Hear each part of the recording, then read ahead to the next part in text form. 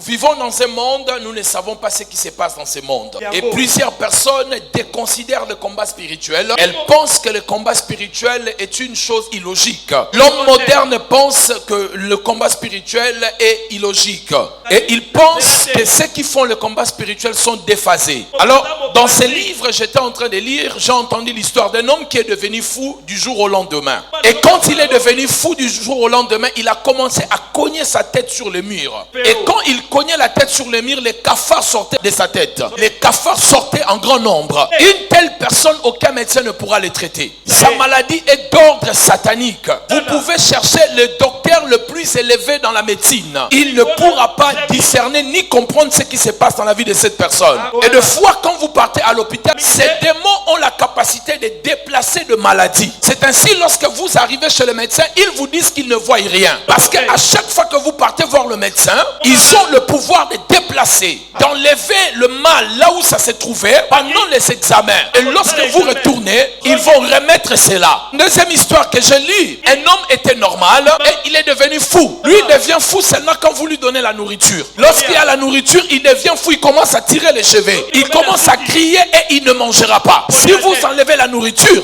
il se sent bien. Ça, c'est quelle dimension d'envoûtement, mes amis? Et ce sont des gens qui sont sur la terre des hommes. Alors que vous allez écouter les pasteurs dire, les histoires des démons sont dépassées. Il n'y a pas de démons à chasser. Fouillez ces églises, mes amis. La première des choses que Jésus a dit dans Marc chapitre 16, il a dit, je vous donne, voici les miracles qui accompagneront ceux qui auront cru à mon nom. La première des choses, avant qu'il parle de nouvelles langues, Jésus a dit, ils chasseront les démons. Le combat spirituel est une réalité, frères et sœurs. C'est le maître Jésus qui le faisait pendant qu'il était sur la terre. Tout le temps, il chassait les démons. Il expliquait ce genre de démons, de sorte que par des jeûnes et prières. Ce genre de démons, c'est une légende. Il expliquait beaucoup de choses sur les démons. Mais aujourd'hui, les prédicateurs de Jésus ne veulent pas parler de ces choses. Et laisser les enfants de Dieu dans des tourments et dans des fardeaux pas possible.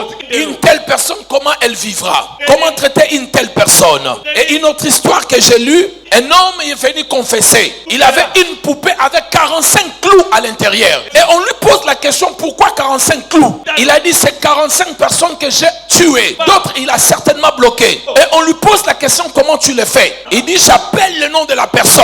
Quand je le vois dans mon esprit, je prends une clou, je frappe sur la poupée. En ce moment-là, la vie de cette personne est finie. Vous ne savez pas pendant que vous êtes ici, au lieu de votre travail, il y a des fils des ténèbres qui vont faire des choses à cause de votre succès. Vous ne connaissez pas les humains. Les gens ne sont pas comme vous. Vous savez pourquoi vous êtes ignorant? Parce que vous pensez que comme vous ne pouvez pas faire du mal aux autres, les gens aussi sont comme vous. Il y a des gens qui viennent au travail bien blindés. On a travaillé leur langue. La langue est blindée. Tout ce qu'il dit au chef, le chef dit oui. Mais vous partez vide. Il y a quelques années, peut-être 7 ans, 8 ans, j'étais encore à l'université. Un de mes professeurs me dit une chose. Il dit, pasteur, tu sais pourquoi je ne viens pas dans vos églises? Quand nous venons dans vos églises, vous nous demandez d'enlever nos protections, nos amulettes. Et il me dit, pasteur, si j'enlève mes amulettes, je deviens vide. Je ne suis plus protégé. Et si on m'attaquait? Frère, les gens ne partent pas au travail vide. Il n'y a que nous, les chrétiens, nous n'arrivons pas à comprendre que nous sommes face à un combat.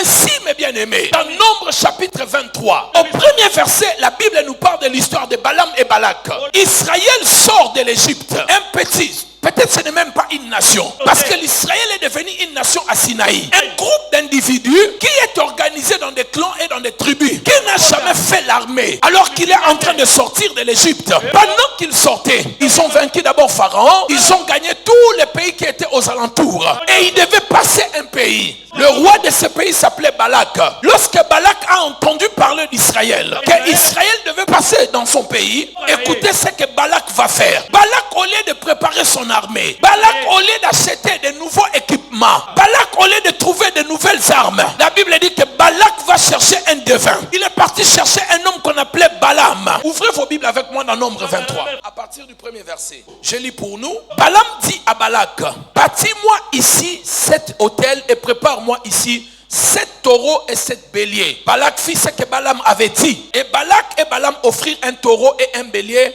sur chaque autel. Un jour, je posais la question à Dieu. Pourquoi les chrétiens ne réussissent pas dans certains domaines comme les païens? J'ai reçu une réponse étrange. Lorsque vous regardez les païens n'hésitent pas lorsqu'on leur demande des choses par leur sacrificateur. Lorsqu'on lui dit va dormir dans la salle de bain, il va le faire. Mais dis à un chrétien tu vas jeûner des jours. Il te pose la question, pasteur, tu vas m'accompagner? Est-ce que quand les féticheurs te demandent d'aller dormir dans la salle de bain, ils viennent dormir avec toi? Mais tu les fais avec beaucoup d'attention. Voyez, le problème des chrétiens, lorsqu'ils viennent chez Dieu, avant de faire un sacrifice, ils réfléchissent beaucoup.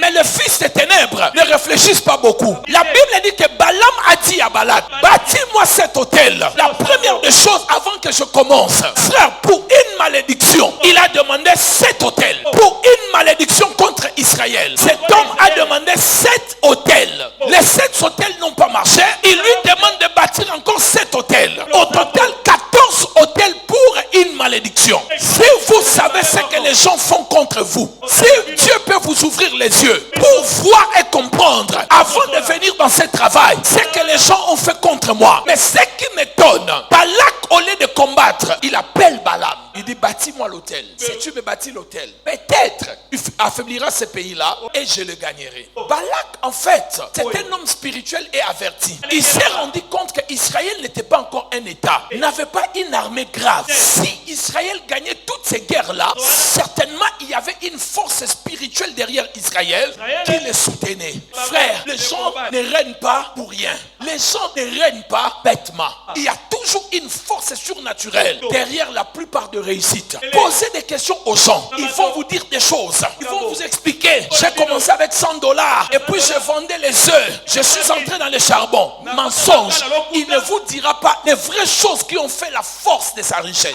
Vous me voyez là maintenant. Partout je passe par la grâce de Dieu. Même là où je prêchais hier, le prophète lui-même a dit, tu ne peux pas être dans cette ville aujourd'hui et dire que tu ne connais pas cet homme. Ça c'est ce que les gens voient extérieurement. Mais les gens ne voient pas ce que je fais spirituellement. Les gens ne le savent pas. Depuis que j'ai quitté chez moi, j'étais en train de oindre la ville avec l'huile. Mais ça, les gens ne le voient pas. Vous voyez la réussite extérieure. Mais les forces intérieures, vous les ignorez. Les gens ne vous diront pas tout sur leur réussite. Vous allez les copier extérieurement, mais sans connaître ce qu'ils font spirituellement pour que ces gens puissent prospérer. Si vous entrez dans mon bureau, il y a le sable de cette commune sur laquelle je piétine et je prie tous les jours quand je viens à l'église. Mais ça, ce sont les choses que les gens ne peuvent pas voir. Ils vont voir les gens venir, mais ils ne savent pas spirituellement ce que nous faisons pour que la terre nous soit favorable. Frère, si vous ne connaissez pas les lois spirituelles, vous allez attendre les hasards et la chance. Ça ne viendra jamais.